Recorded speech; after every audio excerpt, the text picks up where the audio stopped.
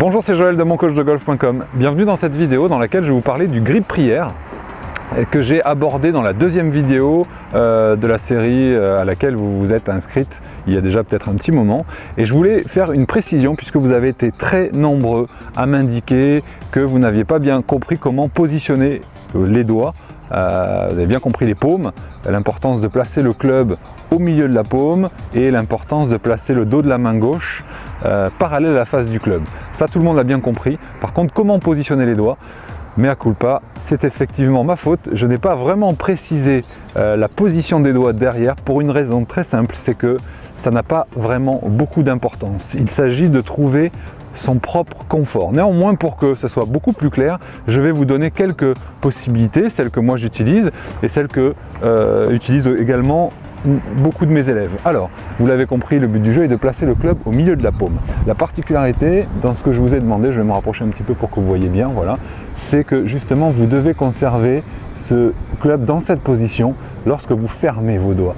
Donc ici, à ce niveau-là, on ne ferme pas complètement les doigts comme on pourrait le faire sur un swing où là on enroule parfaitement le grip. Là non, là il y a vraiment un jour à cet endroit-là et il ne faut pas s'inquiéter puisque la clé c'est de vraiment positionner votre club parfaitement dans le prolongement de vos avant-bras, c'est-à-dire qu'il ne faut pas qu'il y ait d'angle comme au swing, c'est vraiment ça qui est important. Donc voici comment moi je m'y prends.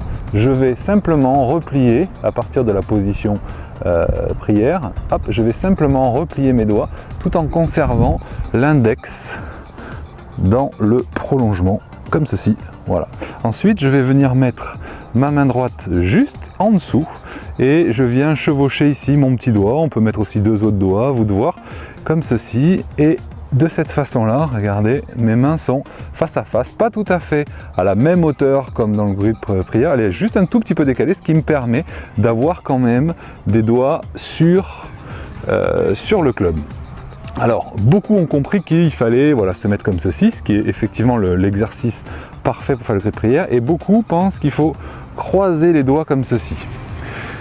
Alors, qu'est-ce qui va se passer? Sur les putts courts, ça va être efficace, aucun problème. Par contre, sur les longs putts, vous n'aurez aucun toucher. Aucun toucher. Pour avoir un minimum de toucher, il faut que vos clubs soient en contact, vos doigts, il faut que vos doigts soient en contact avec le club.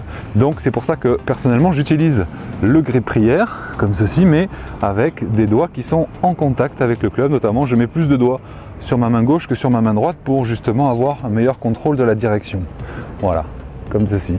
Donc voilà. Ensuite, sachez que vous pouvez inverser, c'est-à-dire que vous pouvez placer la main droite en haut et la main gauche en bas, c'est-à-dire un grip inversé, la main gauche en haut, la main droite en bas, ou tout simplement les deux mains vraiment à la même hauteur, en sachant que c'est parfait pour les petits putts, c'est un petit peu moins efficace pour les longs putts. Donc moi je vous conseille d'utiliser, en tout cas d'essayer la même que la mienne, c'est-à-dire ici, au milieu, je referme juste comme ceci, les doigts sur le côté, là, voilà, je vous montre de près pour que vous voyez bien, là et là, voilà.